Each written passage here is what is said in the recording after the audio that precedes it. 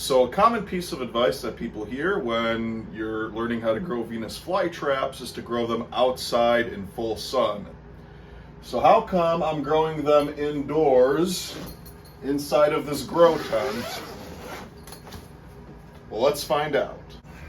All right, so the explanation is pretty simple. And maybe I should go get my sunglasses for this. First of all, I'll get the camera in here and show you what these plants look like. As you can see, pretty good growth. I mean, we got good color on them. The traps look all nice.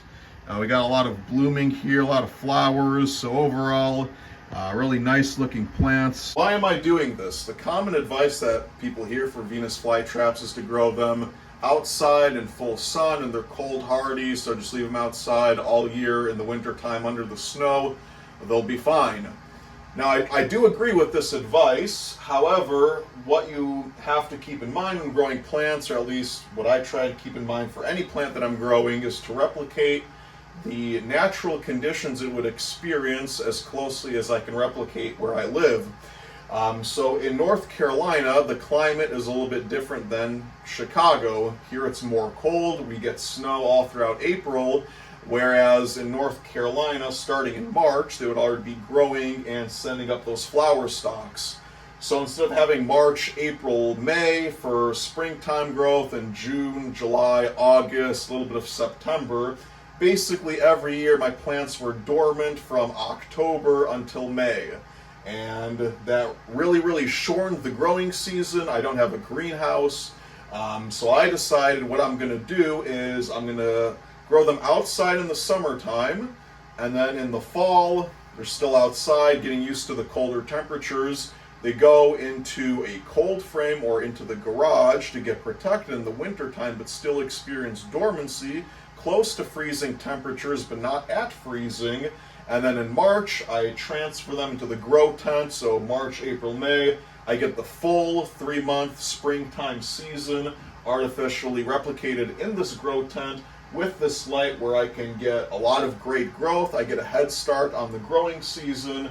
And as you can see, I can modulate this light to increase the blooming or increase the the leaf growth, depending on what I want any given year. So that's my reason for growing them in a tent. And I figured this video would be a good opportunity to also talk about the light that I'm using. Well, this light is a Viper Spectra 600 watt, and like I said, it has 2 knobs on here. So you can turn on this one for the blue light, and you can get, low, medium, high. Same thing with the pink, or red, low, medium, high intensity. And then they can be adjusted independently, so you can get like a 25% blue, 75% red, or the other way around, or half and half, or whatever you want.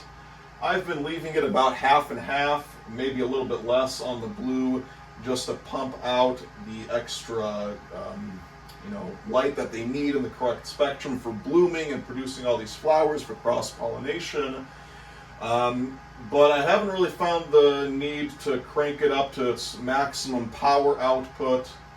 Halfway is just fine. So of course you don't need to do this, but if you were to grow Venus flytraps indoors, a lot of people, they'll buy a bulb at the, hardware store, and they'll ask, oh, is this 10 watt enough? Is this 25 watt one enough? And it's like one little light hanging 3 feet or 4 feet above the plants. Basically, if you do want to grow Venus flytraps indoors, the best success I've had and what I recommend is to just get a 600 watt light. I mean, they're pretty expensive, but as you can see, the results kind of speak for themselves.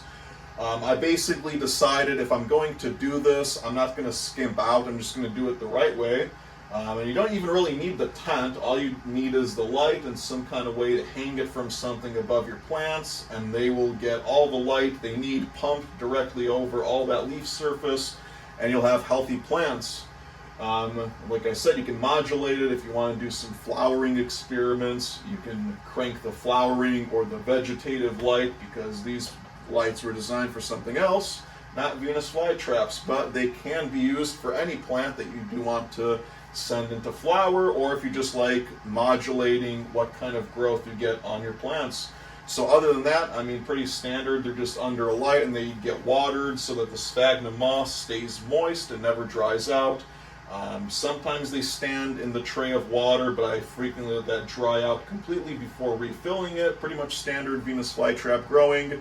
Like I said, the only reason I do this is because I like to extend the growing season, because here in Chicago, naturally, it's a little bit too cold for them to be growing outside year-round, and to get good results from that with the plants being at their maximum potential. So that's why I did it. Any questions, you can leave them in the comment section below, but that's how you grow Venus flytraps in a grow tent.